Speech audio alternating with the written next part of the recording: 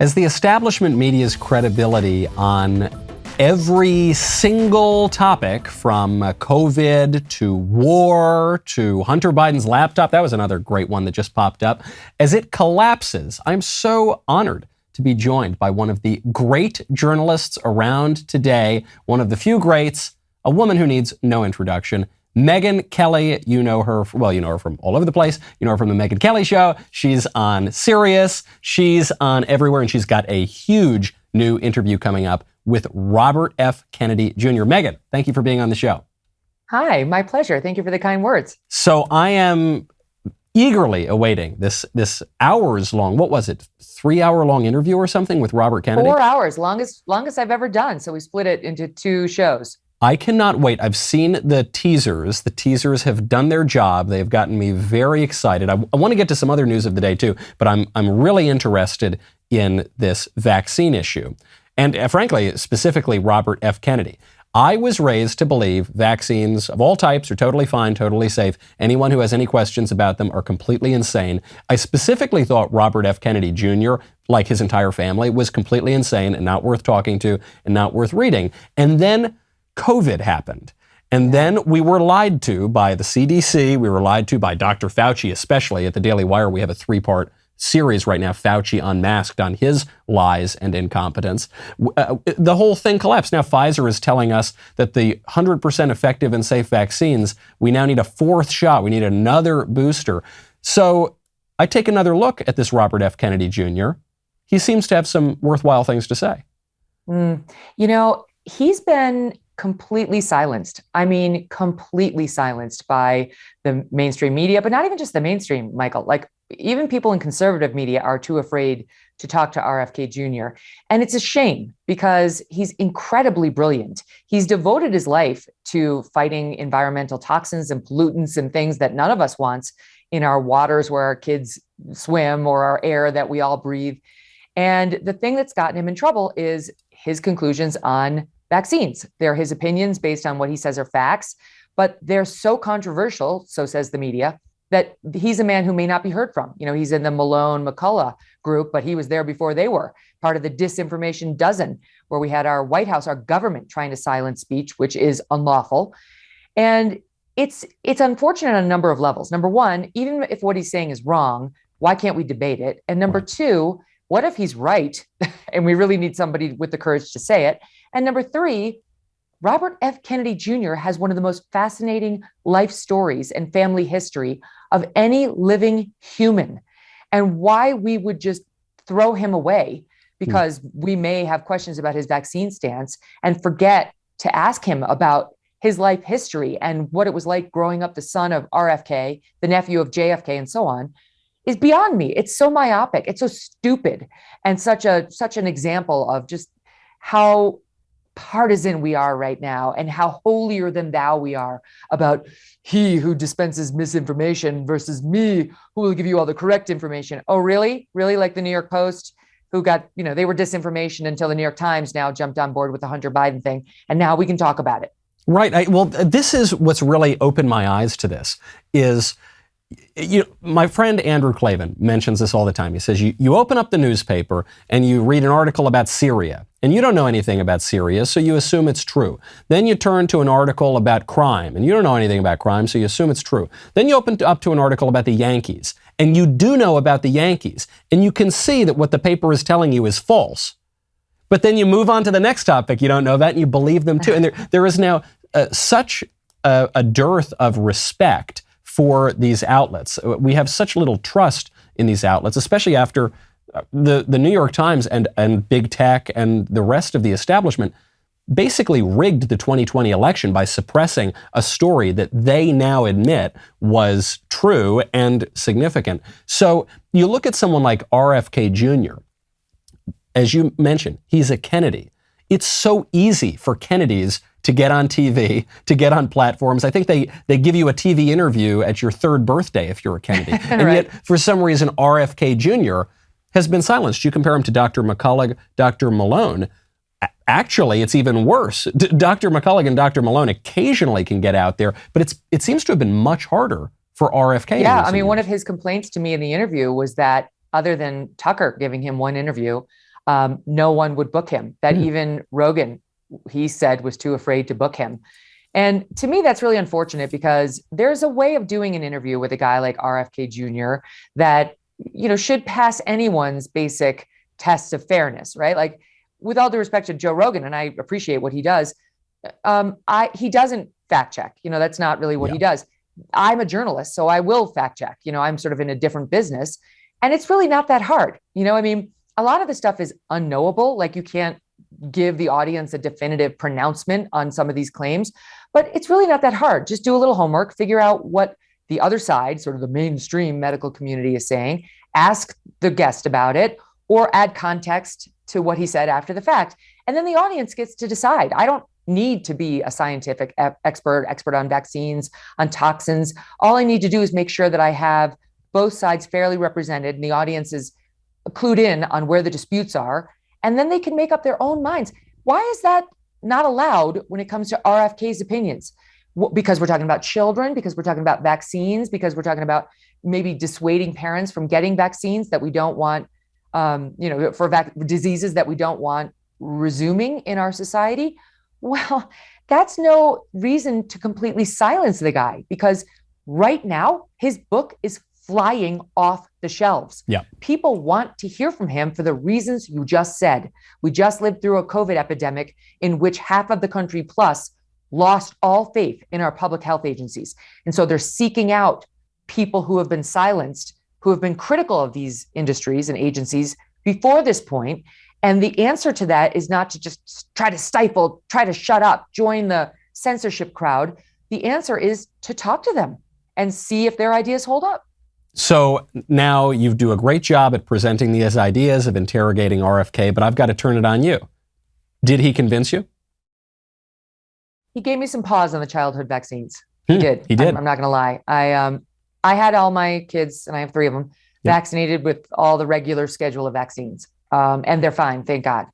But RFK is really smart and has been living this topic for a long, long time. And I think he raises some good points about the way this was approached, and just for all along, sort of the shutdown to any suggestion that the vaccines might have something to do with, forget autism for right now, because that's so controversial. Yeah. But some of the issues we're seeing in children, whether it's ADHD or tics or just certain developmental disorders, because some of the things that are in vaccines are unquestionably environmental toxins. For a while there was mercury in the vaccines. It's been taken out of all but the flu vaccine now.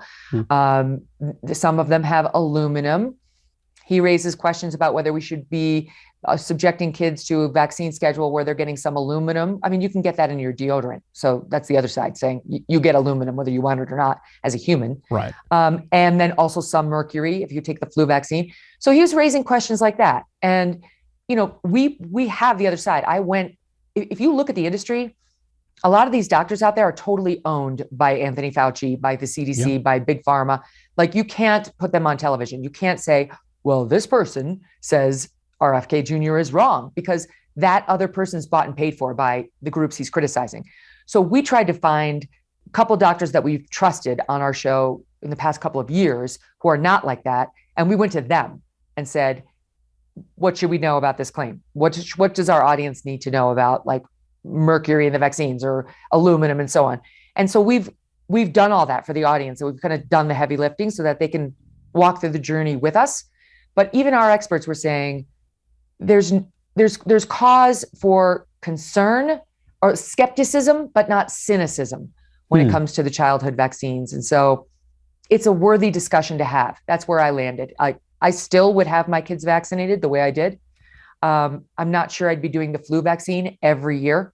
But that's my own conclusion. And so, people will have to watch it and figure it out for themselves. I love that distinction. Skepticism, not cynicism.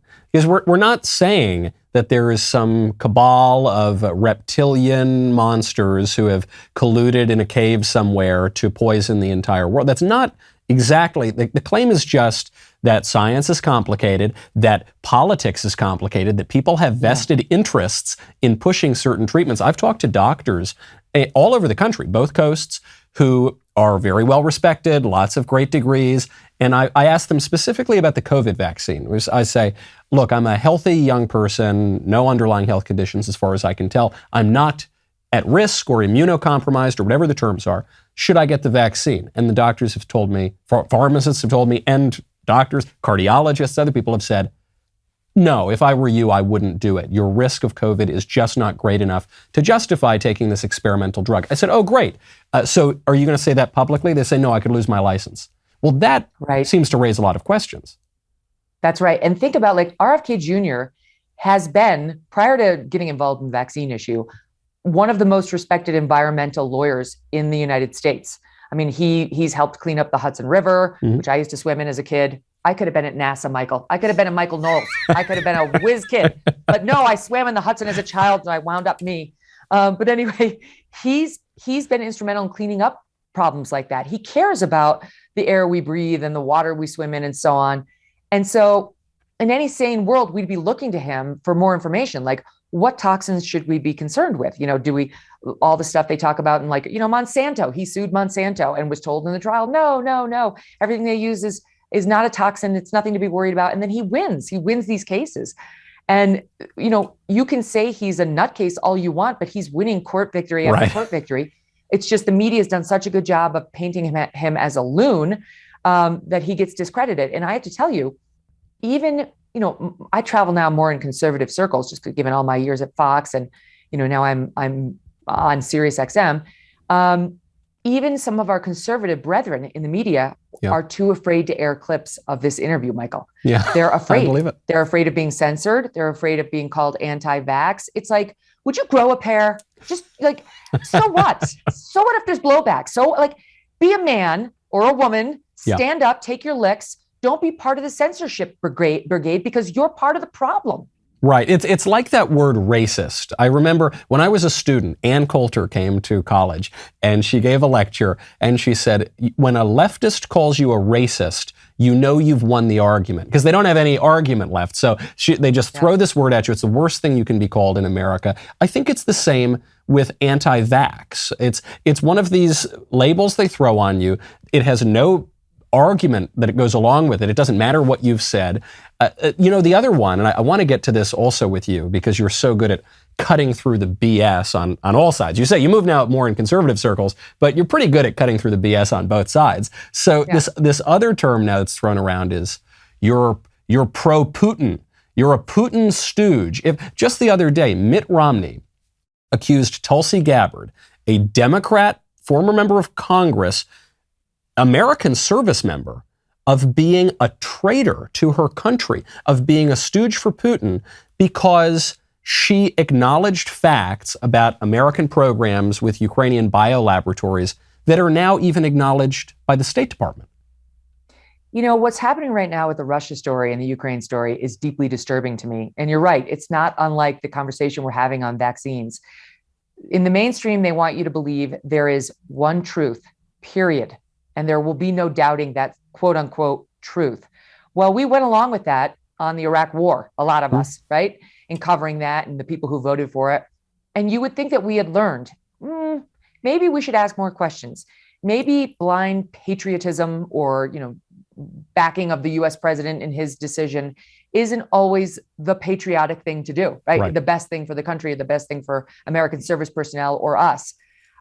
There's nothing wrong with asking questions. And the people who want to silence that are the ones we should be suspicious of. As you know, I had you on my show not long ago. You were more skeptical about what's happening in Ukraine and, about our involvement. I've had more neocon types on. I've had lots of people who, like Rod Dreher was on, who was very anti any U.S. involvement, very skeptical about the claims that are being made. That to me is the answer. I listen to Tucker. He's got a very different message, and Tulsi does too, than some of my friends who do like the commentary podcast, who proudly call themselves neocons, John Fedoretz and Noah Rothman and so on. I like that, Michael. I like hearing both sides, and then I will decide. I will decide after hearing the information and the opinions from both sides what I believe, because there isn't necessarily in a case like this one truth, right? It's like you have to keep listening to people you trust who can have a divergence of opinion and walk away a bit smarter. And if you're a bit smarter, you'll probably be a little less certain, and that's okay. What you're describing is something so foreign, Megyn, today, and that would be journalism. It would be reporting. There was a TV journalist who came on, I'll leave her nameless to be polite, but she came on to debunk Tulsi Gabbard's comments, and I suppose Tucker's comments too, maybe my comments, and the handful of others who were talking about those biolabs. She debunked the arguments by reading verbatim from talking points given to her by the Pentagon. Now, I don't begrudge the Pentagon for trying to get their talking points out there. That is not journalism. When you are reading talking points handed to you by the government, you have to interrogate the other people, and try to get to what the actual truth of the matter is. That's like trying to debunk a claim that, Dr. Malone is making with a statement from the CDC. We no longer trust them. We no longer trust the CDC. We don't trust Anthony Fauci. We don't trust Rochelle Walensky, and for very good reason. They went into, just to back up, a week ago, I watched that movie Contagion with my kids for the first time with Gwyneth Paltrow and Matt Damon. Really good. Scary. How, you know, I wouldn't have showed it to them at the beginning of the pandemic. I watched it. My wife and I sat down at probably 3 weeks into COVID. We sat down, just happened to watch that movie. We said, are we living in a simulation right now? Are we living in Netflix? It's amazing, right? It's amazing. And they worked apparently with the CDC and our health officials in doing that movie to predict what would likely happen. And, hashtag nailed it. So it was all very fascinating. But that movie presumed a level of trust in our public health agencies that no longer exists. And when we entered this pandemic, it did. It didn't have to be sacrificed as it was. What we saw was hyper-partisanship, active lying, hiding of information, silencing of questioning voices. And in that movie, they have a Jude Law character who's more questioning, who's poking holes. But of course, they paint him as a complete kook, right? As Anthony Fauci has tried to do now to anybody who questions his, the origins of COVID as possibly coming from a lab. How dare you? We've seen the papers in which he said they need to be discredited. He and Collins, who used to run the NIH. So we've seen their disinformation campaign. And now we have a much better window into who they are. And it's been a travesty. It's been a travesty because it would have been nice, not just to trust them when they're not trustworthy, but to have actual trustworthy institutions. And what RFK Jr. has been saying all along is they're not. I'm telling you, as someone who's litigated against them for years, they weren't just not trustworthy starting at the beginning of the pandemic. They've been not trustworthy for a long, long time. And let me explain to you why. Let me tell you about Anthony Fauci and what drives him and how much money the CDC and the FDA in particular get from Big Pharma and who they're actually loyal to. I didn't understand all that. I didn't know going into the pandemic how much money the FDA gets from Big Pharma, how tied they are, how tied even the NIH is to Big Pharma in various ways. I learned all of that in preparation for this interview and over the past 2 years. People should know. And then they can make up their own minds about these sweeping, they don't have anything to do with autism. They don't have anything to do with any childhood allergies.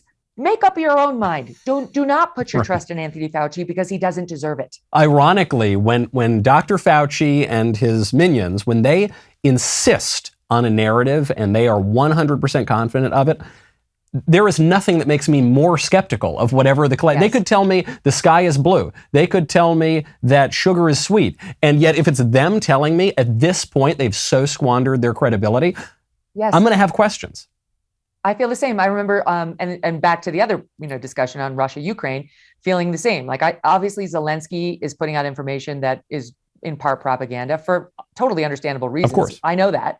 But you have to be skeptical, right? Because he wants us to get involved, but he's not worried about what's best for America. He's worried about what's best for him.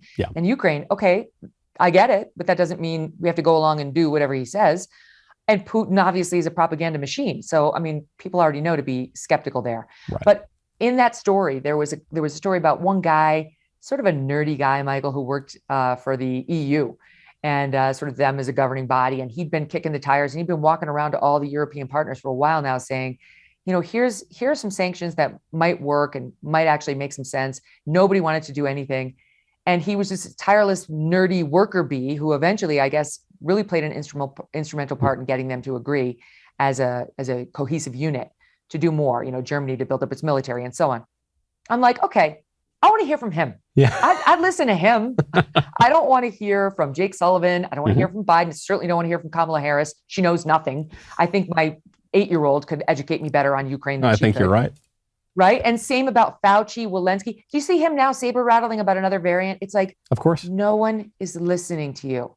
No one cares. Only the far left loons are still paying any attention. You've lost your 15 minutes. Yeah. They're over. You need to exit stage left. And what is he doing right now? He wants billions of dollars from the federal government for his next act, which is going to be to develop more vaccines so he can get rich, I guess, in his post-governmental life. I know I've got to let you go, but I do need to hear your thoughts on this. So Fauci, he had gone into witness protection. I think he was shoved in a bunker by Democrats who saw what he was doing to their poll numbers in an election year. But you're right, there's still saber rattling about this. Biden is vowing to veto any attempt to remove the national emergency authorization for COVID. You're hearing about more vaccines. We need another totally safe and effective booster. We're going to be on our 20th booster pretty soon.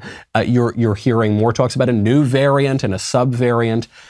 Even if the COVID issue is being suppressed right now, very likely for political reasons, do you think that Anthony Fauci is going to get another act? Do you think, even more broadly, that they're going to try to drag COVID out, or have we finally beaten this thing? I don't think they can. And it's not because of anything to do with the science or, it has to do with the fact that the political realities are what made them pull up the stops on their battle on this. And they haven't changed, and they're not going to change. If we get some variant, Michael, that's absolutely devastating and looks more like the virus we saw in Contagion, right? Like it was like 30% death rate. Right. Who knows, right? But if we just get another variant, like another Delta, another Omicron, we kind of figured out COVID now. It is potentially very deadly for the elderly, for those who are obese or have, one of these other comorbidities. But for the vast majority of us, it's a nothing. So if it's something like that, no one's going to do this. The political will is not there for another round of restrictions, even in the deep blue cities. That's where I've been living. I mean, all my friends are in New York. I just left New York City. I'm lifelong New York Stater. Now I'm in Connecticut. Blue, blue, blue, blue. There's a reason they took down the restrictions. And it wasn't because the Democrat governors were like, I see the light. They are worried about their own backsides. Yeah. They're going to get tossed out of office. It was going to be a bloodbath come November. They know that. It's not going to change. So, unless we get some new virus or some completely catastrophic version of this virus, which is not how viruses go. They don't go from like pretty bad to like less bad to absolutely nothing to the worst ever. That would have to be a new one.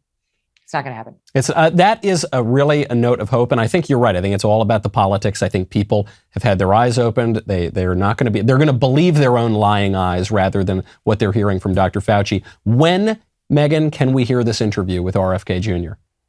So we split it into two parts. Monday's part 1, Tuesday is part 2. And I'll tell you what, Monday is sort of all the vaccines and Fauci and stuff like that. And part 2 is more of his family discussion. And he goes deep on Cheryl Hines, his wife, and how she's gotten so much blowback on his comments, like the people in Hollywood trying to hold her accountable for his positions. Fascinating and really heartfelt discussion with him about that and his feelings. And that statement she issued, sort of condemning his comments at the Freedom Rally, where he made a comment about how even Anne Frank could run and hide. Anyway, we go there and we go into who he believes assassinated his father, his uncle, what he thinks about the medical industrial complex and the intelligence complex running our country and what we need to be concerned about. But yeah, part 1 starts Monday, and that's in depth on vaccines, Fauci, and public health. I cannot wait to listen. You can go get it at the Megyn Kelly Show. Listen on Sirius. Go to Megyn's YouTube channel. You know where to find. I don't need to tell you where to find Megyn Kelly. Megyn, thank you so much for being here. Thanks, Michael. All the best.